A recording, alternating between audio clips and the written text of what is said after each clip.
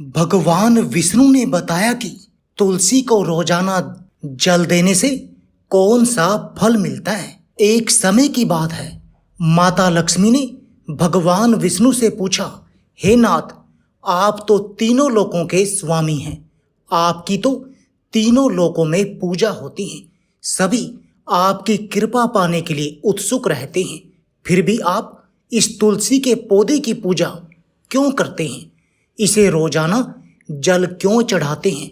मैं इस तुलसी के पौधे को जल चढ़ाने का महत्व जानना चाहती हूँ। माता लक्ष्मी की बात सुनकर भगवान विष्णु ने कहा, हे देवी, तुलसी साक्षात लक्ष्मी का ही रूप है। तुलसी की रोजाना पूजा करने के कई फायदे हैं और तुलसी को जल चढ़ाने मात्र से ही मनुष्य के कई पाप नष्ट हो जाते हैं। तुलसी को जल देने का महत्व बताने से पहले मैं तुम्हें एक बहुत ही पवित्र कथा सुनाता हूँ। इस कथा के माध्यम से तुम्हें इन सभी प्रश्नों के उत्तर मिल जाएंगे, इसलिए देवी आप इस कथा को बड़े ही ध्यान से सुनना।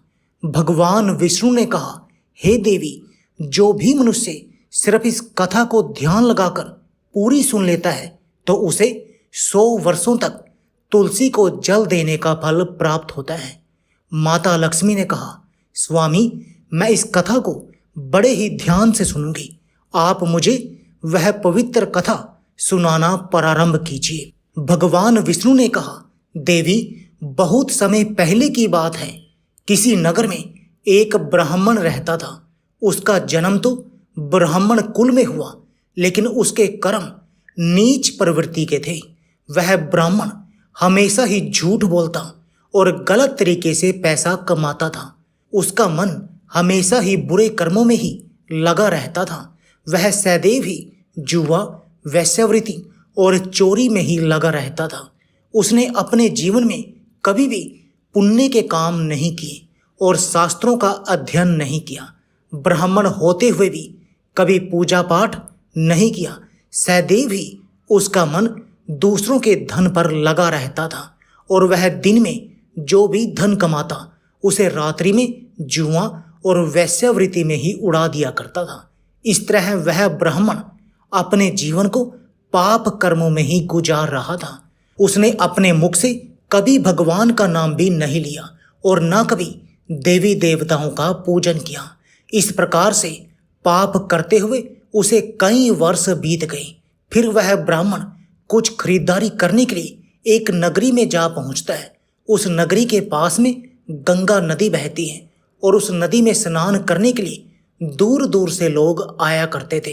फिर वह ब्राह्मण गंगा जी के किनारे एक आश्रम में ठहरता है। उस आश्रम में अनेक विद्वान ब्राह्मण प्रतिदिन वेद पुराणों का पाठ तथा भगवान की भक्ति में लीन रहते थे। वह ब्राह्मण भी ढोंग करता हुआ वहीं पर उनके साथ रुक गया और उन ब्राह्मणों के साथ रहकर उसे भी भगवान का नाम लेने का अवसर मिल रहा था। वह उसी स्थान पर कुछ दिनों के लिए रुका। फिर वहां पर आए हुए लोगों ने गायों का पूजन करके ब्राह्मण को भोजन कराया तो उस ब्राह्मण ने भी उनके साथ बैठकर भोजन किया और भगवान का प्रसाद ग्रहण किया। वहीं पर उस आश्रम में एक तुलसी का पौधा था। वह ब्राह्मण जाने अनजाने में उस तुलसी के पौधे में पानी डालता था। उसके मन में कोई विचार नहीं था कि वह क्या कर रहा है। वह प्रतिदिन सुबह उठकर बाल्टी में पानी भरकर तुलसी के पौधे में डालता था। यह उसका रोजाना का नियम बन गया। फिर एक दिन की बात है, वह आश्रम में सोया हुआ था। तभी अचानक उसके पास एक काला सर्प आया और उस काले सर्प ने उसे नींद में ही डस लिया और थोड़ी ही देर में उस ब्राह्मण की नींद में ही मृत्यु हो गई। और जब सुबह दूसरे ब्राह्मणों ने उसे इस अवस्था में देखा तो उन्होंने उसके मुख में तुलसी पत्र और तुलसी का जल डाल दिया। फिर उन ब्राह्मणों को पता चला कि उसकी तो मृत्यु हो चुकी है। तब वहां पर यमदूत आते हैं और उस ब्राह्मण को पकड़कर यमलोक ले जाने लगते हैं। रास्ते में जाते हुए वह ब्राह्मण विलाप करने लगा और यमदूतों से कहने लगता है, हे यमदूतों, मुझे कहाँ ले जा रहे हो और मेरी मृत्यु किस कारण से हुई है? तब यमदूत कहने लगे, हे ब्राह्मण, तुमने जन्म से लेकर मृत्यु तक बहुत पाप कर्म किए हैं और तुम्हारे पाप के कारण ही तुम्हें एक काले सर्प ने काटा और जिसकी वजह से ही तुम्हारी मृत्यु हुई है। और अब हम तुम्हें यमपुरी लेकर जा रहे हैं। वहां पर यमराज तुम्हारे पाप कर्मों का लेखा जोखा देखेंगे और निश्चित ही तुम्हें घोर नरक में डालेंगे। फिर से वह ब्राह्मण फूट फूट कर रोने लगा और उन यमदूतों से माफी मांगने लगा, किंतु यमदूतों को उस पर जरा सी भी दया नहीं आई और वे उसे मारते हुए यमलोक लेकर गए। जब यमदूत उस ब्राह्मण को लेकर यमराज के सामने उपस्थित हुए तो यमराज के पास बैठे हुए चित्रगुप्त ने उस ब्राह्मण के कर्मों का लेखा जोखा निकाला और यमराज से कहने लगे, हे धर्मराज, इस ब्राह्मण ने तो अपने पूरे जीवन भर पाप ही पाप किए हैं। इसने अपने जीवन में कभी पुण्य का काम नहीं किया है। यह तो घोर पापी है, इसे तो हमेशा के लिए नरक में डाल दिया जाए। फिर यमराज कहते हैं, हे यमदूतों, जीवन भर पाप करने वाले इस ब्राह्मण को उठाकर ले जाओ और इसे नरक में डाल दो। यमराज का आदेश मिलते ही वे यमदूत उस ब्राह्मण को लेकर नरक की ओर चल दिए और ब्राह्मण को पीटते हुए नरक में ले गए और वहां ले जाकर उसे खोलते हुए तेल की कढ़ाई में डाल दिया। परंतु जैसे ही उस ब्राह्मण को खोलते हुए तेल की कढ़ाई में डाला तो वह तेल एकदम से ठंडा और शीतल हो गया। इस घटना को देखकर उस यमदूत को बड़ा ही आश्चर्य हुआ। ऐसा उसके साथ पहले कभी नहीं हुआ था। उस यमदूत ने कितने ही पापियों को उस तेल की कढ़ाई में डाला था और वे सभी उस खोलते हुए तेल में गिरकर छटपटाने लगते थे।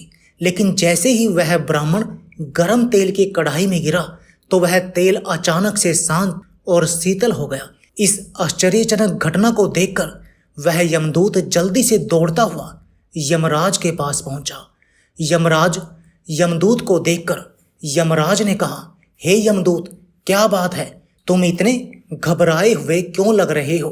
फिर वह यमदूत कहता है, हे धर्मराज, आपने जिस ब्राह्मण को नरक में डालने के लिए कहा था, मैंने जैसे ही उसे खोलते हुए तेल की कढ़ाई में डाला तो उस भट्टी की अग्नि बुझ गई और वह खोलता हुआ तेल भी बिल्कुल ठंडा हो गया। फिर यमराज कहते हैं, यमदूत, यह तो बड़ी ही विचित्र घटना है, ऐसा तो पहले कभी नहीं हुआ था। यमराज विचार ही कर रहे थे कि तभी वहां पर नारद मुनि प्रकट होते हैं। नारद मुनि को देखकर यमराज अत्यंत प्रसन्न होते हैं, उन्हें प्रणाम करते हैं और उनका स्वागत करते हैं। फिर यमराज नारद मुनि से कहते हैं, मुनिवर, आप उचित समय पर आए हैं। हमने आज और अभी एक अत्यंत पापी ब्राह्मण को नरक में गिराया है, किंतु उसके गिरते ही नरक की अग्नि ठंडी पड़ चुकी और खोलता हुआ तेल भी शीतल हो गया। तब नारद मुनि ने यमराज से कहा, हे धर्मराज, आपने जिस ब्राह्मण को नरक में डाला है वह नरक में डालने योग्य नहीं है, क्योंकि उस ब्राह्मण के द्वारा अनजाने में ही ऐसा कर्म हुआ है जो नरक का नाश करने वाला है। जो मनुष्य पुण्य कर्म करने वाले लोगों की संगति करता है उसे उनके पुण्य का भाग जरूर मिलता है। और यह ब्राह्मण तो कई दिनों तक भगवान के भक्तों के साथ रहा है। इस ब्राह्मण ने आश्रम में रहते हुए रोजाना तुलसी में जल डाला है, इसलिए अब ब्राह्मण बड़ा पुण्यात्मा बन गया है और इसके सारे पाप नष्ट हो गए हैं। यह ब्राह्मण अब स्वर्ग लोक में जाने का अधिकारी बन गया है। इस ब्राह्मण ने अनजाने में ही इतना पुण्य कमाया है जो कई जन्मों तक मनुष्य को प्राप्त नहीं होता है। इसलिए हे धर्मराज, आप इस ब्राह्मण को नरक में न डालो और इसके पापों के लिए इसे केवल इतना दंड दो कि इसे सभी नरकों का दर्शन कराओ। नारद मुनि की बात सुनकर यमराज बहुत ही खुश होते हैं और उस ब्राह्मण को नरक से निकाल कर लाते हैं और अपने यमदूतों से कहते हैं, हे यमदूतों, इस ब्राह्मण को ले जाओ और संपूर्ण नरकों का दर्शन कराओ। फिर यमदूत उस ब्राह्मण को ले जाते हैं और संपूर्ण नरकों का दर्शन कराते हैं। भगवान विष्णु ने कहा, देवी, इस प्रकार से यमदूत उस ब्राह्मण को संपूर्ण नरकों का दर्शन कराते हैं और उसे यक्ष लोक में ले जाते हैं और फिर वह ब्राह्मण एक यक्ष बन जाता है। भगवान विष्णु कहते हैं, हे देवी, वनस्पति नाम तुलसी, मास नाम कार्तिक, तिथि नाम एकादशी। देवी, वनस्पतियों में मुझे तुलसी प्रिय है, मास में कार्तिक मास और तिथि में एकादशी प्रिय है। इसलिए जो मनुष्य रोजाना तुलसी की पूजा पाठ करता है और तुलसी को जल देता है, वह मनुष्य मुझे सबसे अधिक प्रिय है। उस मनुष्य की कभी भी दुर्गति नहीं होती है और वह मनुष्य कभी नरक में नहीं गिरता है। जिन घरों में तुलसी का पौधा सदैव ही हरा भरा रहता है, उस घर में सुख शांति और समृद्धि बनी रहती है। भगवान विष्णु कहते हैं, हे देवी, मेरी पूजा में और मुझे चढ़ाए जाने वाले भोग में तुलसी के पत्ते अवश्य होने चाहिए, क्योंकि तुलसी पत्र के बिना मैं किसी भी प्रकार का भोग स्वीकार नहीं करता हूँ। इसलिए प्रत्येक घर में तुलसी का पौधा अवश्य होना चाहिए। अगर आपके घर में तुलसी का पौधा है तो सुख शांति और समृद्धि के लिए तुलसी को चुनरी ओढ़ानी अवश्य चाहिए। और हमेशा ध्यान रखें कि तुलसी का पौधा चुनरी के बिना अधूरा होता है। तुलसी केवल एक पौधा ही नहीं है, बल्कि वह एक देवी है, मेरी अर्थात विष्णु की पत्नी है। इसलिए तुलसी को चुनरी अवश्य ही चढ़ानी चाहिए। इससे पति पत्नी में प्रेम और विश्वास बढ़ता है। पति पत्नी का दाम्पत्य जीवन खुशहाल बना रहता है। घर में रहने वाली महिलाएं सदा सुहागन और सौभाग्यशाली रहती हैं।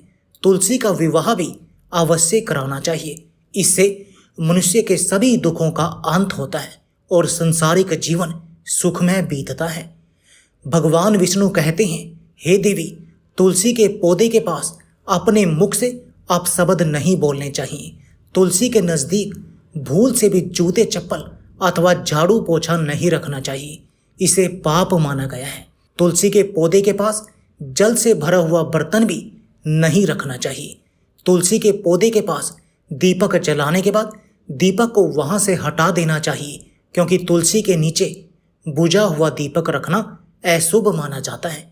जिस स्थान पर भी तुलसी का पौधा होता है, उस स्थान को हमेशा ही साफ स्वच्छ रखना चाहिए। इसलिए नियमित रूप से तुलसी के पौधे के पास साफ सफाई का ध्यान रखना चाहिए। तुलसी के पौधे में शिवलिंग और गणेश जी की प्रतिमा नहीं रखनी चाहिए। साथ ही तुलसी के गमले में अन्य किसी भी प्रकार का पौधा भी लगाना अशुभ होता है। तुलसी के पौधे के पास कपड़े भी नहीं सुखाने चाहिए, अन्यथा कपड़ों का गंदा पानी तुलसी के पौधे पर गिर सकता है। और हमेशा ध्यान रखना चाहिए कि तुलसी के पत्तों को नाखून से नहीं तोड़ना चाहिए, इससे तुलसी का अपमान होता है। यदि तुलसी के पत्ते सूख कर गिर जाते हैं तो उन्हें कचरे में नहीं फेंकना चाहिए, क्योंकि वे पत्ते पैरों के नीचे आते हैं, जो अच्छा नहीं होता। उन पत्तों को आप तुलसी के मिट्टी में दबा सकते हैं। और रविवार के दिन तुलसी के पत्ते नहीं तोड़ने चाहिए। रविवार को तुलसी को जल भी नहीं चढ़ाना चाहिए। बाकी सभी दिन तुलसी को सुबह स्नान से निवृत्त होकर जल देना चाहिए और शाम के समय एक दीपक जलाना चाहिए। भगवान विष्णु कहते हैं, हे देवी, अक्सर महिलाएं स्नान के बाद अपने बाल खुले रखकर ही तुलसी को जल देती हैं। ऐसा करना गलत होता है। महिलाओं को हमेशा ही अपने बाल बांधकर माथे पर सिंदूर लगाकर ही तुलसी को जल देना चाहिए। इससे तुलसी का आशीर्वाद प्राप्त होता है। घर में तुलसी का पौधा लगाते समय ध्यान रखें कि इसके लिए गंदी मिट्टी का उपयोग नहीं करें, साफ स्वच्छ मिट्टी का ही उपयोग करना चाहिए। इससे तुलसी माँ रूठ जाती हैं, वह सूखने लगती हैं। तुलसी का पौधा कभी भी गंदे स्थान पर नहीं लगाना चाहिए, जैसे नाली अथवा बाथरूम के पास तुलसी के गमले को कभी नहीं रखना चाहिए, अन्यथा गंदा पानी तुलसी के पौधे में गिर सकता है, जो बहुत ही अशुभ माना गया है। घर में तुलसी का पौधा कभी सूखना नहीं चाहिए। शास्त्रों में ऐसी मान्यता है कि तुलसी का पौधा सूखना अकाल मृत्यु की सूचना देता है। घर में तुलसी का पौधा सूख जाए तो घर की सुख समृद्धि खत्म हो जाती है। सूखी हुई तुलसी में माँ लक्ष्मी का वास नहीं होता है। भगवान विष्णु कहते हैं, शास्त्रों के अनुसार मासिक धर्म के दौरान महिलाओं को तुलसी के पौधे में पानी नहीं डालना चाहिए और तुलसी को स्पर्श करना भी वर्जित है। तुलसी को बिना स्नान किए जल नहीं देना चाहिए और पैरों में चप्पल आदि पहनकर भी तुलसी को जल नहीं देना चाहिए। तुलसी को जल देते समय ध्यान रखें कि वह जल आपके पैरों पर न पड़े, इससे तुलसी का अपमान होता है। भगवान विष्णु कहते हैं, नित्य तुलसी के दर्शन से मनुष्य को स्वर्ग की प्राप्ति होती है और तुलसी पत्र के सेवन से उसके सभी पाप नष्ट हो जाते हैं। तुलसी का पौधा हमेशा घर के सामने लगाना चाहिए। इसे पूर्व अथवा उत्तर दिशा में लगाना सबसे अधिक शुभ होता है। तुलसी के पास मरुस्थलीय पौधे रखना बहुत ही अशुभ माना जाता है। ऐसे पौधे से नकारात्मक ऊर्जा निकलती है। शास्त्रों में कहा गया है, जिन पौधों से हरी भरी कलियों की उत्पत्ति ना हो, उसके स्थान पर कांटे निकलते हों, तो ऐसे पौधों को तुलसी के पास कभी भी नहीं रखना चाहिए। शास्त्रों में केले के पौधे का विशेष महत्व बताया गया है। अगर तुलसी के पास केले का पौधा लगा देते हैं तो कई गुना अधिक लाभ प्राप्त होता है। केले के पौधे में देवी स्वयं मेरा वास होता है। इसे तुलसी के पास लगाने से घर में सुख समृद्धि आती है। तुलसी के पौधे में शालिग्राम भी अवश्य रखना चाहिए। तुलसी के गमले में शालिग्राम रखने से तुलसी का और भी अधिक शुभ प्रभाव आपको देखने को मिलेगा। शालिग्राम मेरा ही निराकार रूप है।